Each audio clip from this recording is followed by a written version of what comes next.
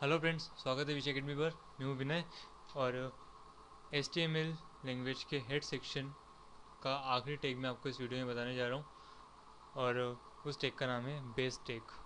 Base tag का use कब किया जाता है?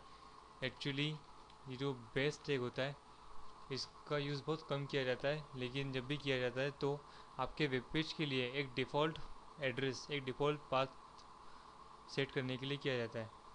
अगर आप ऑफलाइन वेबसाइट बना रहे हैं या इस तरह प्रैक्टिस कर रहे हैं तो आप कंप्यूटर से डिफ़ॉल्ट पाथ चुन सकते हैं। मान लीजिए कि आपका कोई फोल्डर है जहाँ पर आप सारे फ़ोटोग्राफ्स रखते हैं, इमेजेस रखते हैं, और उनको आप अपने वेब पेज में लिंक करना चाहते हैं। तो आप बार बार इतना बड़ा एड्रेस न लिखते हुए केवल उसे एक बार डिफ़ॉल्ट पाथ में सेट कर देते हैं बेस टेक के ज़रिए, और आप बार बार उसका यूज़ कर सकते हैं। मतलब एक बेस एड्रेस सेट करने के लिए हम बेस टेक का यूज़ करते हैं। चलिए शुरू करते हैं। तो सबसे पहले मैं बताना चाहूँगा आपको इसका यूज़ ऑफलाइन। ओके, ऑफलाइन मतलब बिना इंटरनेट के। इसे ओपन किया नोटपैड में, ये हमने बनाया था। हेड टैग में यूज़ होता है, आपको दिखाई नहीं देता है, ओनली एड्रेस सेट करने का काम आता है। बेस, सॉरी स्मॉल में बेस, ठीक है। लेकिन पहले मैं एक काम करूँगा, यहाँ पर एक इमेज लूँगा। इमेज कैसे लेते हैं मैं आपको आगे बताने वाला हूँ। इमेज सोर्स मैं ले लेता हूँ यहाँ से इमेजेस में जाकर वंडर्स की इमेजेस, ये क्रिस्ट, ठीक है। ये नाम मैंने कॉपी कर लिया। एड्रेस के साथ करना पड़ेगा एक्चुअली मुझे कॉपी। ये एड्रेस यहाँ पर विंडो 7 है, अगर तो डबल क्लिक करने पर आप यहाँ पर से कॉपी कर सकते हैं, और XP है तो आपको ऊपर लिखा हुआ दिख ही जाएगा। ये रहा मेरा एड्रेस, और इसके अंदर क्रिस्ट नाम की फाइल है .jpg, ठीक है। इसे सेव करते हैं। अभी सेव करने के बाद इसका आउटपुट देखते हैं। अभी नहीं आ रहा है। क्यों नहीं आ रहा है? क्योंकि हमारा जो वेब पेज है वो यहाँ पर कहीं पर उस एड्रेस को देख रहा है, तो हमें उसे यहाँ से बाहर निकालना पड़ेगा पहले। ओके,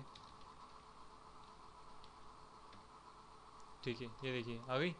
अब मुझे एक और इमेज निकालना है सेम लोकेशन से, ठीक है। इसे कॉपी कर रहा हूँ मैं एंड पेस्ट। और अब इस बार मुझे इमेज चाहिए कॉलोसियम। केवल नाम चेंज है, बाकी सब कुछ वही का वही है ना। अब इसका आउटपुट देखते हैं हम। ये देखिए सेकेंड इमेज आ गई। मुझे एक और इमेज निकालनी है ताज की, वंडर ताज, ठीक है। सेम थिंग है, इसको मैं कॉपी कर लेता हूँ। मतलब मैं आपको ये बताना चाह रहा हूँ कि मैं एक ही एड्रेस से, एक ही फोल्डर से बार बार इमेजेस निकाल रहा हूँ।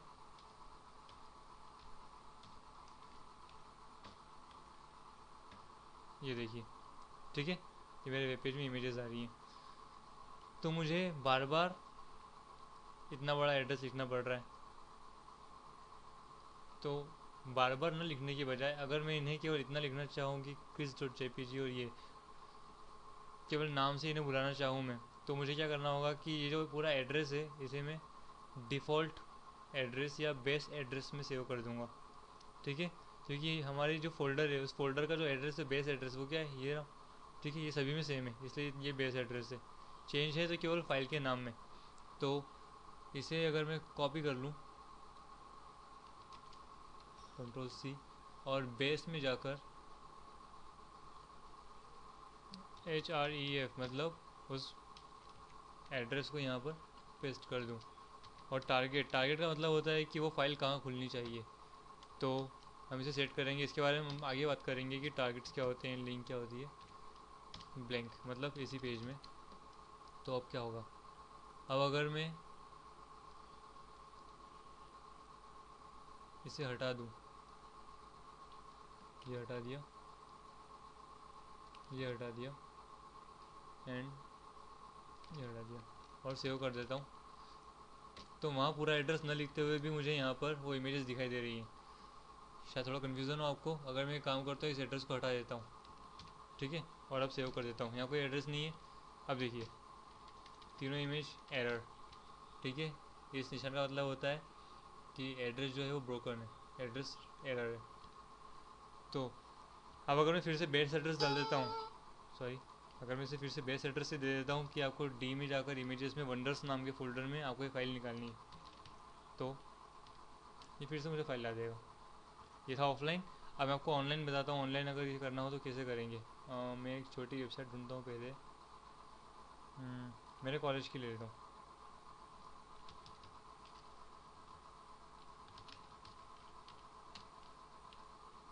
ठीक है, ये एक वेबसाइट ले ली मैंने। इस वेबसाइट की इमेज देखते हैं, इसका लोकेशन क्या है। इसका लोकेशन है गुजराती इनोवेटिव college.com/logo.gif। ठीक है, अभी इसका देखते हैं। इसका है गुजराती इनोवेटिव college.com/header.jpg। ठीक है, मतलब कि दोनों वेबसाइट का जो है एड्रेस ये रहा। अगर मैं इसका बेस एड्रेस चेंज कर दूं यहाँ पर,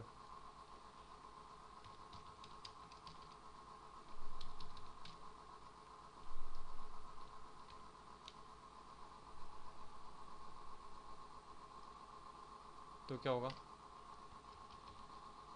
ठीक है, और अभी देखिए मुझको ये इमेज मिलना बंद हो जाएगी। क्यों? क्योंकि इनका जो बेस एड्रेस था वो ख़त्म हो चुका है ना, इसलिए। और मैंने बेस एड्रेस दिया है ये वाला। अगर मैं डायरेक्टली इनका नाम लिखता हूँ तो क्या होता,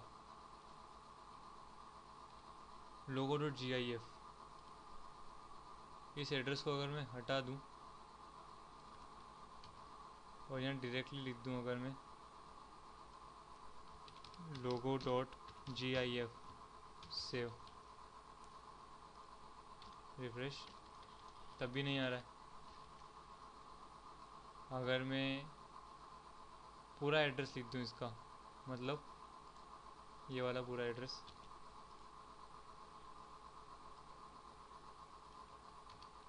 एंड सेव, तो ये आ गया।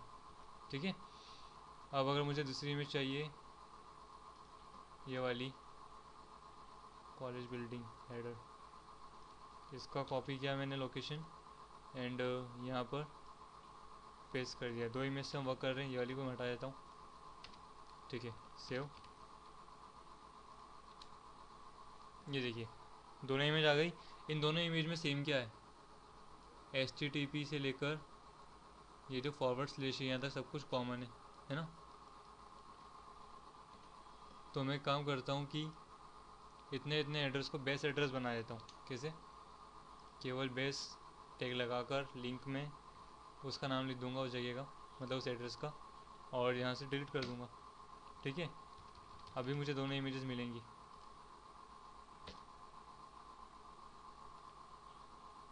ये देखिए।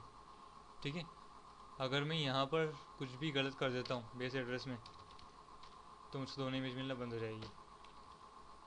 और बेस एड्रेस अगर सही है तो ये इस एड्रेस पर जाकर इस एड्रेस के अंदर इन इमेजेस के नाम को ढूंढेगा, और जैसे उसे मिल जाएंगे वो उन्हें खोल देगा। इस तरह यूज़ किया जाता है बेस टैग का HTML लैंग्वेज में। उम्मीद करता हूँ आपको समझ में आया होगा। अगर नहीं आया तो आप फिर से वीडियो देख सकते हैं, और फिर भी नहीं आया तो आप मुझे मेल कर सकते हैं, इस वीडियो के नीचे कमेंट कर सकते हैं, आपको रिप्लाई ज़रूर मिलेगा। ठीक है, मिलते हैं अगले वीडियो में नई सीरीज़ के साथ। Bye, take care and keep practice.